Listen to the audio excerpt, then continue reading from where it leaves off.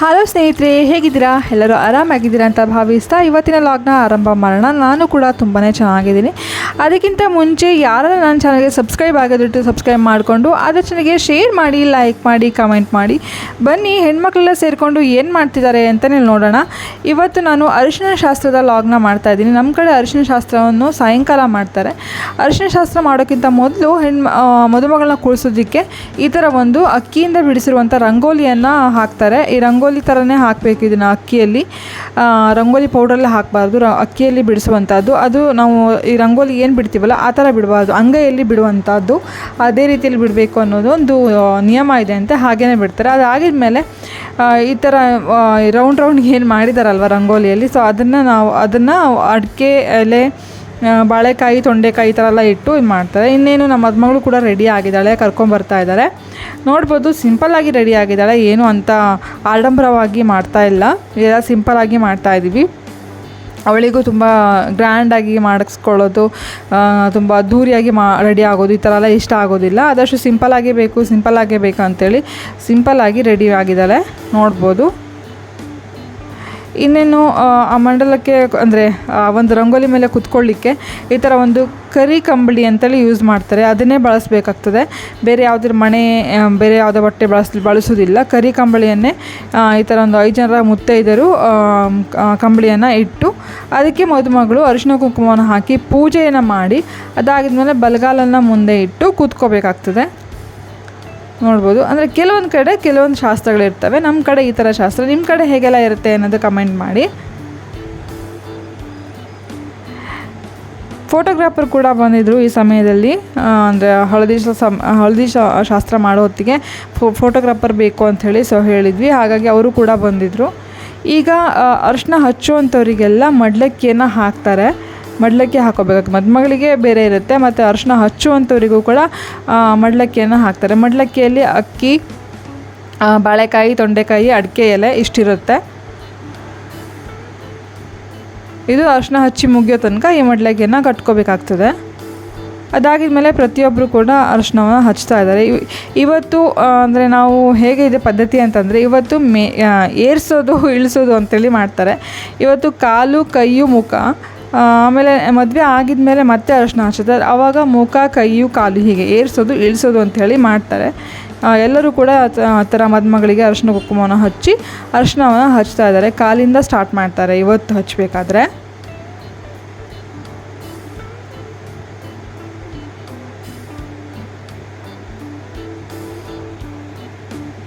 ನೋಡ್ಬೋದು. ಪ್ರತಿಯೊಬ್ಬರು ಅಂದರೆ ಅತ್ತೆಯಂದಿರು, ಆಮೇಲೆ ಅಣ್ಣಂದಿರು, ಅತ್ತಿಗೆಯರು, ಅಕ್ಕ ತಂಗಿ ಹಿಂಗಿದ್ದವರೆಲ್ಲ ಇವತ್ತು ಹಚ್ತಾರೆ.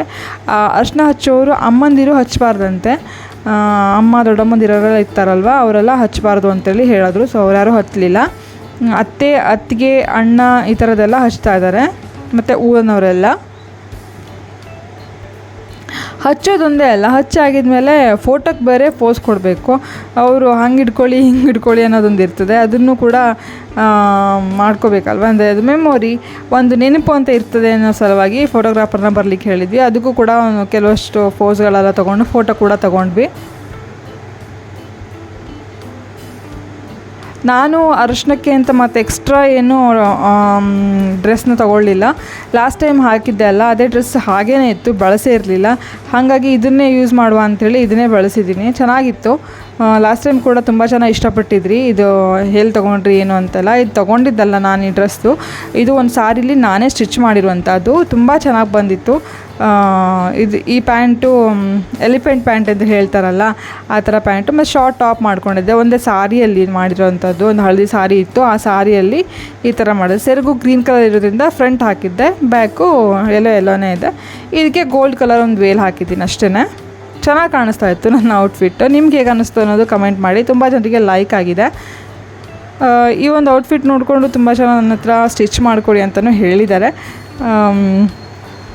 ಮಾಡಬೇಕು ಇನ್ನೇನು. ಹಾಗೆಯೇ ಮಕ್ಕಳು ಸರ್ದಿ, ಚಿಕ್ಕ ಚಿಕ್ಕ ಮಕ್ಕಳು ಇದ್ದಾರೆ, ಅವರು ಕೂಡ ನಾನು ಹಚ್ತೀನಿ ಅವರು ಕೂಡ ಹಚ್ಚಿದ್ರು. ಇಲ್ಲೆಲ್ಲ ಕೂತ್ಕೊಂಡವ್ರದ್ದೆಲ್ಲ ಒಂದು ಸಣ್ಣ ಕ್ಲಿಪ್ ತೊಗೊಂಡೆ, ಹೇಗೆಲ್ಲ ಮುಖ ಮಾಡ್ಕೊಂಡು ಕೂತ್ಕೊಂಡಿದ್ದಾರೆ ಅಂತೇಳಿ ಒಂದು ಇರುತ್ತಲ್ವ, ಒಂದು ನೆನಪು ಅಂತ ಇರುತ್ತೆ, ಅದಕ್ಕೋಸ್ಕರ.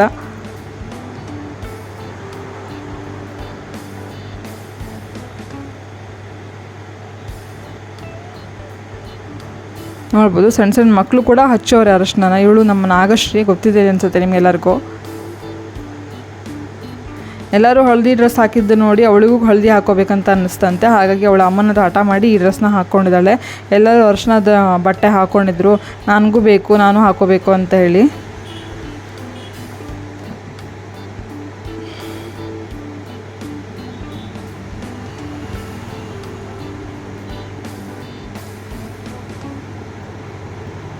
ಹೀಗೇ ಒಂದು 4 ಸತಿ ಎಬ್ಸಿ ಕೂರಿಸಿ ಅರಿಶಿನವನ್ನು ಹಚ್ಚಿಸ್ತಾರೆ. ಅಂದರೆ ಪದ್ಧತಿ ಪ್ರಕಾರ 5 ಸತಿ ಹಚ್ಚಬೇಕಾಗತ್ತೆ, 4 ಸತಿ ಇವತ್ತು ಹಚ್ತಾರೆ. ಮದುವೆ ದಿವಸ ಮುಹೂರ್ತದ ಬೆಳಿಗ್ಗೆ ಮುಂಚೆ ಅಂದರೆ ಒಂದು 3 ಗಂಟೆಯಿಂದ 4 ಗಂಟೆ ಸಮಯದಲ್ಲಿ ಏಳಿಸ್ತಾರೆ. ಆವಾಗ ಮತ್ತೆ ಅರಿಶಿನ ಶಾಸ್ತ್ರ, ಕೆಲವೊಂದು ಶಾಸ್ತ್ರಗಳಿರ್ತವೆ, ಅವ್ರನ್ನೆಲ್ಲ ಮಾಡಿ ಈ ಅರಿಶಿನ ಶಾಸ್ತ್ರವನ್ನು ಮುಗಿಸ್ತಾರೆ. ಒಟ್ಟು 5 ಸತಿ ಹಚ್ಚಬೇಕು ಅಂತ ಒಂದು ಶಾಸ್ತ್ರ ಇದೆ ಅಂತ. ಹಾಗಾಗಿ ಅದಾಗಿದ್ಮೇಲೆ ಅರಿಶಿನ ಹಚ್ಚೋ ಟೈಮಿಗೆ ಈ ಥರ ಒಂದು ಕೈ ಹಿಡ್ಕೊಳ್ಳೋದು, ಅಂದರೆ ಕಳಸ ನಾವು ಬಳಗ್ತೀವಿ ಅಂದರೆ ಕಳಸದ ಒಂದು ಮಣೇನ ಎತ್ತಿಟ್ಕೊಳ್ಳೋದು, ಅಂದರೆ ಅಡಗಿಸಿಟ್ಕೊಳ್ಳೋದು, ಆಮೇಲೆ ಮದುಮಗಳು ಕೈನೇ ಹಿಡ್ಕೊಳ್ಳೋದು, ಹೀಗೆಲ್ಲ ಮಾಡ್ತಾವಾಗ ಅದೊಂದು ಒಗಟು ಹೇಳಿ ಅವರವರ ಗಂಡನ ಹೆಸರು, ಅವರ ಹೆಂಡತಿಯ ಹೆಸರನ್ನು ಹಚ್ಚಬೇಕಾಗ್ತದೆ, ಹೇಳಬೇಕಾಗತ್ತೆ.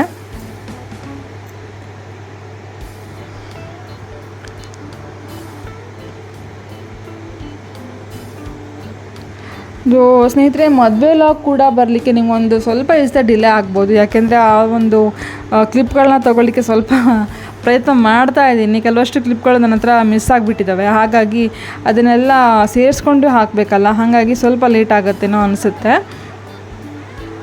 ನೋಡಿ ಕೈ ಹಿಡ್ಕೊಂಡು ಗೋಳಾಡಿಸಿದ್ದಾಳೆ, ಯಾರಿಗೂ ಬಿಡಲಿಲ್ಲ, ಎಲ್ಲರಿಗೂ ಹಾಗೆ ಮಾಡಿದ್ದಾಳೆ ಅವಳು. ಅದೇ ನಮ್ಮನೆಯವ್ರು ಮಾತ್ರ ಕೈನ ಸ್ಕಿಪ್ ಮಾಡ್ಕೊಂಬಿಟ್ರು, ತಪ್ಸ್ಕೊಂಡ್ಬಿಟ್ರು. ಆದರೂ ಕೂಡ ಲಾಸ್ಟಲ್ಲಿ ಹೆಸರು ಹೇಳಿಸಿದ್ರು. ಏನಿಲ್ಲ, ಹೆಸರು ಒಗಟು ಬರೆದಿದ್ದವರು ಹೆಸರು ಹೇಳ್ತಾರೆ ಅಷ್ಟೇ. ರೆಗ್ಯುಲರಾಗಿ ಹೇಳ್ತೀವಿ ಹೆಸರನ್ನು. ಆವತ್ತಿನ ದಿವಸ ಹೇಳೋದು ಏನೋ ಒಂದು ಸ್ಪೆಷಲ್ಲು, ಒಂಥರ ನಾಚಿಕೆ ಅಂತಲೇ ಹೇಳ್ಬೋದು.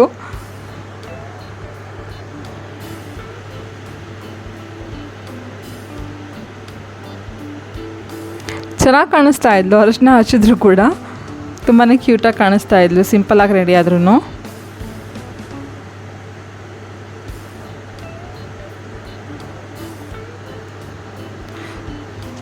ನೋಡಿದ್ರಲ್ವ ನಮ್ಮ ಮನೆಯವ್ರು ಎಷ್ಟು ಈಸಿಯಾಗಿ ಎಸ್ಕೇಪ್ ಆದರು ಅಂತ. ಇದಾಗಿದ್ಮೇಲೆ ಅರಿಶಿನ ಎಲ್ಲ ಹಚ್ಚಿದ್ದಾಗಿದ್ಮೇಲೆ ಇವಾಗ ಮಡ್ಲಕ್ಕಿ ಹಾಕ್ಕೊಂಡಿರ್ತೀವಲ್ಲ, ಅವರೆಲ್ಲ ಹೆಣ್ಮಕ್ಳು ಸೇರಿ ಈ ಥರ ಒಂದು ಕೋಲನ್ನು ಮಾಡಿರ್ತಾರೆ. ಅದು ಆ ಕೋಲಿನ ತುದಿಗೆ ಮತ್ತು ವೀಳ್ಯದೆಲೆಯನ್ನು ಕಟ್ಟಿ ಮೇಲ್ಗಡೆ ನಾನು ಮೊನ್ನೆ ಲಾಗಲ್ಲಿ ಹಾಕಿದ್ದೆ, ಲಾಸ್ಟ್ ಲಾಗಲ್ಲಿ ಹಾಕಿದ್ದೆ, ಬಿಳಿ ಪಂಚಲಿ ಹೆಸರನ್ನು ಬರೆದು ಕವಣದ ಮೇಲೆ ಕಟ್ತಾರೆ ಅಂತೇಳಿ ಹೇಳಿದ್ನಲ್ಲ, ಆ ಕವಣದ ಮೇಲೆ ಈ ಥರ ಅರಿಶಿನವನ್ನು ಮೇಲೆ ಏರಿಸೋದು ಅಂಥೇಳಿ ಅಂಬು ಏರಿಸೋದು ಅಂತ ಒಂದು ಶಾಸ್ತ್ರ ಉಂಟಂತೆ. ಆ ಶಾಸ್ತ್ರದ ಪ್ರಕಾರ ಹೀಗೆ ಮೇಲೆ ಮಾಡೋವಂಥದ್ದು, ಕೈಗೆ, ಕಾಲಿಗೆ ಮತ್ತು ಭುಜಕ್ಕೆ, ತಲೆ ಮೇಲೆ ಮುಟ್ಟಿಸಿ ಮೇಲೆ ಮುಟ್ಟಿಸ್ಬೇಕು. ಈ ಥರ 5 ಸತಿ ಮಾಡಬೇಕಾಗ್ತದೆ. ಹಾಗೆ ಪ್ರತಿಯೊಬ್ಬರಿಗೂ ಇದನ್ನು ಮಾಡಬೇಕು ಅಂತ ಹೇಳಿದ್ರು. ಆದರೆ ಮಡ್ಲಕ್ಕಿಯನ್ನು ಯಾರು ಹಾಕ್ಕೊಂಡಿರ್ತಾರಲ್ಲ ಅವರೆಲ್ಲರಿಗೂ ಕೂಡ ಈ ಥರ ಒಂದು ಮಾಡ್ತಾರೆ. ಯಾರು ಅಂದರೆ ಸ್ವಲ್ಪ ಎತ್ತರದಲ್ಲಿ ಇದ್ದಿದ್ದಕ್ಕೆ ಯಾರಿಗೂ ಸಿಗ್ತಿರ್ಲಿಲ್ಲ, ಸ್ವಲ್ಪ ಹೈಟ್ ಇದ್ದವರೇ ತೊಗೊಳ್ಳಿ ಅಂತೇಳಿ ಹೇಳಿದ್ರು. ಹಾಗಾಗಿ ನಾನೇ ಹಿಡ್ಕೊಂಡು ಎಲ್ಲರಿಗೂ ಒಂದೊಂದು ಹಾಕ್ತಾಯಿದ್ದೀನಿ ತಲೆ ಮೇಲೆ. ಇದೇ ಒಂದು ಚಾನ್ಸು ಅಂತೇಳಿ ನಾನು ಬಿಡಲಿಲ್ಲ.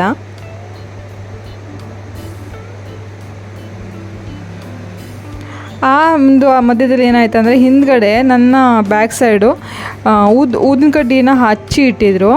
ಅದನ್ನು ನೋಡಲೇ ಇಲ್ಲ ನಾನು. ಹಿಂದ್ಗಡೆ ನನ್ನ ಪ್ಯಾಂಟಿಗೆಲ್ಲ ತಾಗಿ ಸುಟ್ಟೋಯ್ತು. ಸೊ ಅದನ್ನೇ ಅಮ್ಮ ಎಲ್ಲ ನೋಡ್ತಾಯಿದ್ರು, ಅಮ್ಮ ಚಿಕ್ಕಮ್ಮ ಎಲ್ಲ, ಅಯ್ಯೋ ಪ್ಯಾಂಟ್ ಹೋಯ್ತಲ್ಲ, ಸುಟ್ಟೋಯ್ತು ಅಂತ. ಸಣ್ಣದಾಗಿ ಹೋಲ್ ಆಯಿತು, ಅದನ್ನೇ ನೋಡ್ತಾಯಿದ್ರು. ಇರಲಿ ಬಿಡಿ, ಫಂಕ್ಷನ್ ಹೆಂಗೋ ಆಯ್ತಲ್ಲ ಅಂಥೇಳಿ ನಾನು ಸುಮ್ಮನೆ ಆದೆ. ನೋಡ್ಬೋದು ಪ್ರತಿಯೊಬ್ಬರಿಗೂ ಕೂಡ ನಾನೇ ಮಾಡ್ತಾಯಿದ್ದೀನಿ. ಇದು ನಮ್ಮ ಕಡೆ ಇದೆ, ನಿಮ್ಮ ಕಡೆ ಇದೆಯಾ ಅಂತೇಳಿ ನಂಗೆ ಕಮೆಂಟ್ ಮಾಡಿ. ಒಂಥರ ಮಜಾ ಅನಿಸ್ತದೆ ಮಾಡಬೇಕಾದ್ರೆ, ಖುಷಿಯೂ ಆಗುತ್ತೆ. ಏನೋ ಹೊಸದಾಗಿ ಒಂದು ಶಾಸ್ತ್ರ ಅಲ್ವಾ, ಯಾವಾಗಂದರೆ ಯಾವಾಗ ಮಾಡಲಿಕ್ಕೆ ಆಗೋದಿಲ್ಲ. ಮದುವೆ ಈ ಥರ ಶಾಸ್ತ್ರಗಳಲ್ಲಿ ಮಾತ್ರ ಮಾಡುವಂಥದ್ದು.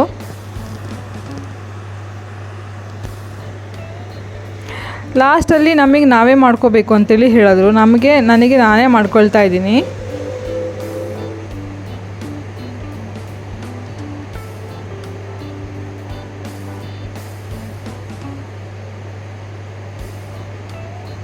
ಇನ್ನೇನು ಮದುವೆ ದಿವಸ ಹತ್ತಿರ ಬಂದೇ ಬಿಡ್ತು. ಬೆಳಗಾದರೆ ಮದುವೆ ಇದೆ. ಒಂಥರ ಖುಷಿನೂ ಇದೆ, ಒಂಥರ ಬೇಜಾರು ಆಗುತ್ತೆ. ಹಾಗೆಯೇ ಇದೆಲ್ಲ ಮುಗಿದಿದ್ದಾಗಿದ್ಮೇಲೆ ದೊಡ್ಡವರಿಗೆಲ್ಲ ನಮಸ್ಕಾರ ಮಾಡ್ಕೊಳ್ತು ಆಶೀರ್ವಾದವನ್ನು ತಗೊಳ್ತಾ ಇದ್ದಾಳೆ. ಎಲ್ಲರಿಗೂ ಇವತ್ತಿನ ದಿವಸ ಮಾಡಬೇಕು ಅಂತ. ಅದಾಗಿದ್ಮೇಲೆ ಮತ್ತೆ ರಾತ್ರಿ ಊಟದ ಮಧ್ಯೆ ಮಕ್ಕಳದೊಂದು ಮಸ್ತಿ ಮೋಜು ಎಲ್ಲ ನಡೀತಾ ಇತ್ತು. ಒಂದು ಹಾಡೆಲ್ಲ ಹಾಕ್ಕೊಂಡು ಡ್ಯಾನ್ಸ್ ಎಲ್ಲ ಮಾಡಿ ಸಖತ್ತಾಗಿ ಎಂಜಾಯ್ ಮಾಡ್ತಾಯಿದ್ರು. ಸ್ನೇಹಿತರೆ, ನಿಮ್ಗೆ ಎಲ್ಲರಿಗೂ ಇವತ್ತಿನ ಲಾಗ್ ಇಷ್ಟ ಆಯಿತು ಅಂತ ಅಂದ್ಕೊಂಡಿದ್ದೀನಿ. ಇಷ್ಟ ಆದರೆ ದಯವಿಟ್ಟು ಆದಷ್ಟು ಶೇರ್ ಮಾಡಿ, ಲೈಕ್ ಮಾಡಿ, ಕಮೆಂಟ್ ಮಾಡಿ. ಇನ್ನೊಮ್ಮೆ ಹೇಳ್ತೀರಿ, ನನ್ನ ಚಾನಲ್ ನಿಮ್ಮ ಚಾನಲ್ ಅಂತ ಅಂದ್ಕೊಂಡು ಬೆಳೆಸಿ ಉಳಿಸಿ ಸಬ್ಸ್ಕ್ರೈಬ್ ಮಾಡ್ಕೊಳ್ಳಿ ಅಂತ ಹೇಳ್ತಾ ಮತ್ತೆ ನಿಮಗೆ ಮುಂದಿನ ಲಾಗಲ್ಲಿ ಸಿಗ್ತೀನಿ. ಇನ್ನು ಮದುವೆ ಮನೆ ಲಾಗೇ ಮುಗಿದಿಲ್ಲ, ಸೊ ಹಾಗಾಗಿ ಮದುವೆ ಮನೆ ಲಾಗ್ನೇ ಕಂಟಿನ್ಯೂ ಮಾಡ್ತೀನಿ ಅಂತ ಹೇಳ್ತಾ ಮತ್ತೆ ಸಿಗ್ತೀನಿ. Thank you so much. Thank you for watching. Bye.